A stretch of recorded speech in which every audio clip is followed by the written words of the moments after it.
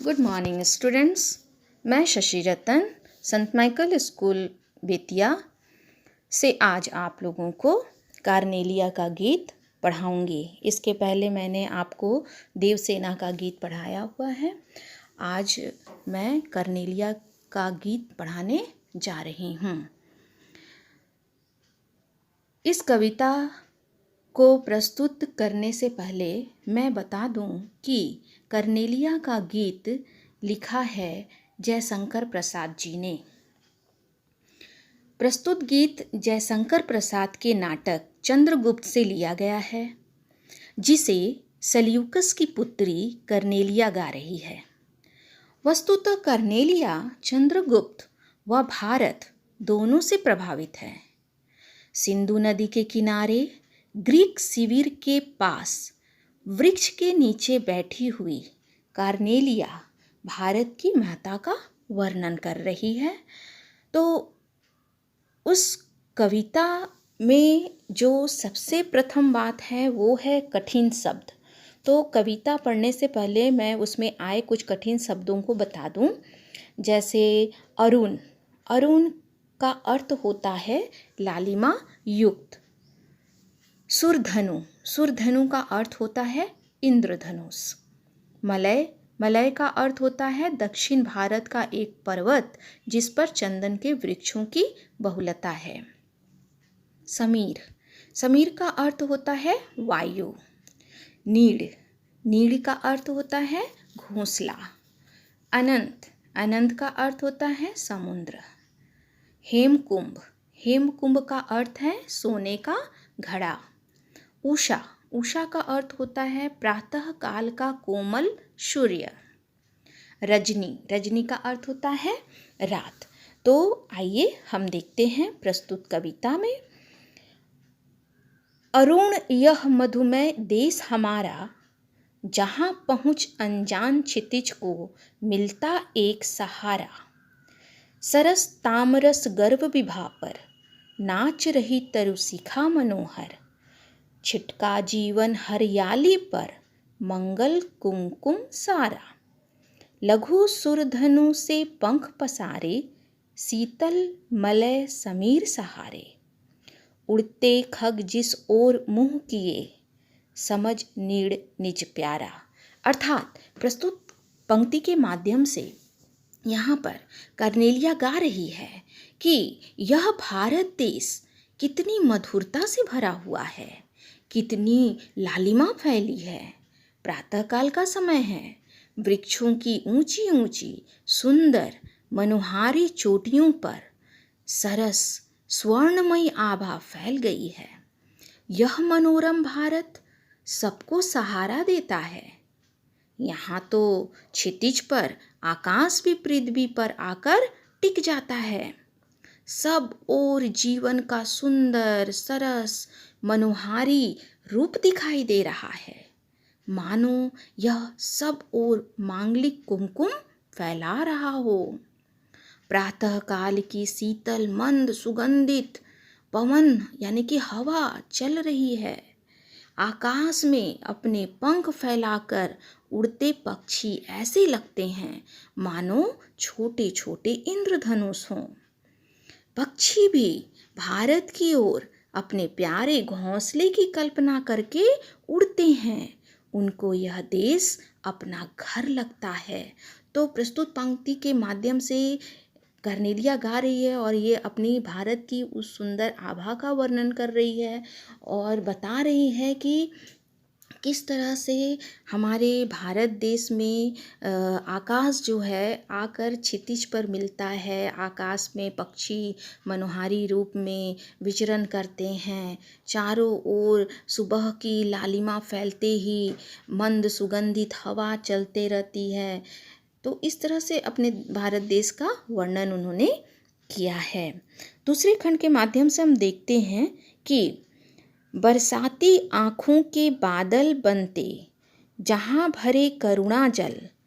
लहरें टकराती अनंत की पाकर जहाँ किनारा। हेम कुंभ ले ऊषा सवेरे भरती ढुलकाती सुख मेरे। मंदिर ऊँघते रहते जब जगकर रजनी भर तारा। अर्थात प्रस्तुत पंक्ति के माध्यम से यहाँ कवि बता रहे हैं कि जब वर्षा ऋतु में बादल बरसते हैं, उसे ईश्वरीय करुणा का जल समझो। सागर की लहरों को भारत के किनारों से टकराने के बाद विश्राम मिलता है। प्रातःकाल जब उषा का आगमन होता है तो ऐसा प्रतीत होता है कि उषा वधू सुनहरे घड़े से मेरे लिए क्या कर रही है, सुख बिखेर रही है। यह वह समय होता है जब रात्रि भर जागरण के कारण मस्ती पैदा करने वाले तारे ऊँघते से प्रतीत होते हैं। ये छायावादी कविता का गीत है, छायावादी गीत है जो भारतवर्ष की महत्ता को बता रहा है, प्रकृति का सूक्ष्म चित्रण कर रहा है। उड़ते खग का यहाँ पर बहुत सुंदर तरीके से ये अर्थ भी बताया गया है कि जहाँ पक्षी हैं वहाँ लांछनिक व व्यंजनामय अर्थ संसार सभी मनुष्य, संसार के सभी मनुष्य हैं। जब जग कर, ये जो एक शब्द आया इसमें बहुत सुंदर तरीके से अनुप्रास अलंकार डालते हुए कवि ने इसका वर्णन किया है। तो हम इस कविता के माध्यम से इसके काव्य सौंदर्य को भी हम देखेंगे।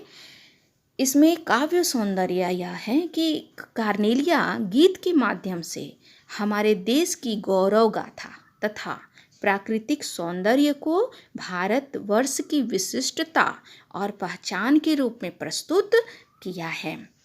कवि कहता है, जहाँ क्षितिज को भी सहारा मिलता है, जहाँ जीवन की हरियाली पर पवित्र कुमकुम छिटका है, जहाँ दूसरों के दुखों को भी अपना समझा जाता है, जहाँ लहरें भी किनारा पाती हैं, जहाँ हर सुबह सुख ढुलकाती आती है और जहाँ रात भर जग कर तारे भी मदहोशी में ऊँघते हैं, वही प्यारा भारतवर्ष है। इस कविता को लिखने के बाद इसके भाव को हम देखते हैं तो भाव में भी बहुत सुंदरता मिलती है।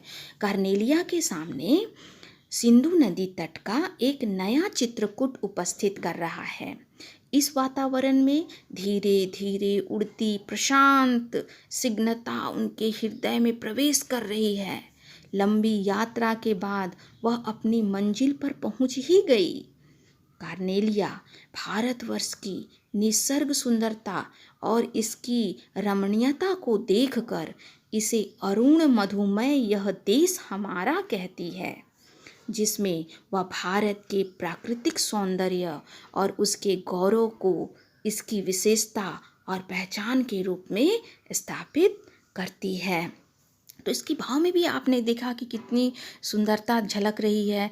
इसके शिल्प सौंदर्य को हम अगर देखते हैं तो कवि ने अत्यंत सहज, सुंदर और सरस शब्दों में कार्नेलिया के गीत के माध्यम से भारत की रमणीयता, उसकी सुंदरता और उसके अपनेपन का चित्रण किया है, जो अजनबियों को भी सहारा देता है। तत्सम और तद्भव शब्दों का स्वाभाविक प्रयोग है। लघु सुर धनु से में यमक अलंकार भी है। कविता में गीता और सुमधुरता स्पष्ट है। तो इसमें कुछ प्रश्न भी आए हैं, उन प्रश्नों को भी हम देखेंगे। तो प्रश्न के माध्यम से कार्नेलिया का गीत कविता में प्रसाद ने भारत की किन विशेषताओं की ओर संकेत किया है? तो कार्नेलिया का गीत कविता में प्रसाद ने भारत की गौरव गाथा तथा प्राकृतिक सौंदर्य को हमारे देश की विशिष्टता और पहचान के रूप में प्रस्तुत किया है। कवि कहता है कि जिस ओर पक्षी भी अपने प्यारे घोंसले की कल्पना करके उड़ते हैं, वही हमारा प्यारा भारत वर्ष है। अजनबियों को सर माथे पर बैठाना और सागर की अनंत लहरों को किनारा देना भारतवर्ष की विशेषता है और यही वास्तव में हमारे देश की पहचान भी है। कुछ और प्रश्न इसमें हैं, जैसे कि उड़ते खग और बरसाती आँखों के बादल में क्या विशेष अर्थ व्यंजित होता है? तो प्रस्तुत कोई प्रश्न में उड़ते खग से यह अर्थ व्यंजित होता है कि हमारा देश इतना रमणीय है कि पक्षी भी यहाँ अपना नीड़ बसाने की कल्पना में इसी ओर उड़कर आते हैं। बरसाती आँखों के बादल से यह अर्थ निकलता है कि हमारे देश में प्रेम और करुणा सर्वव्याप्त है और दूसरों के दुखों को भी अपना दुख समझा जाता है। हमारे देश में ऐसा नहीं है कि हम दूसरे के दुख को नहीं समझते। हमारे देश में दूसरे के दुख को भी लोग समझते हैं। तो इन प्रश्नों के माध्यम से आप ये सारे प्रश्न इसमें आए हुए हैं। तो मुझको उम्मीद है कि आप लोगों को कार्नेलिया का गीत कविता समझ में आई होगी। अगर कोई भी कठिनाई आपको इस कविता में आती है तो आप मुझसे पूछ सकते हैं। धन्यवाद।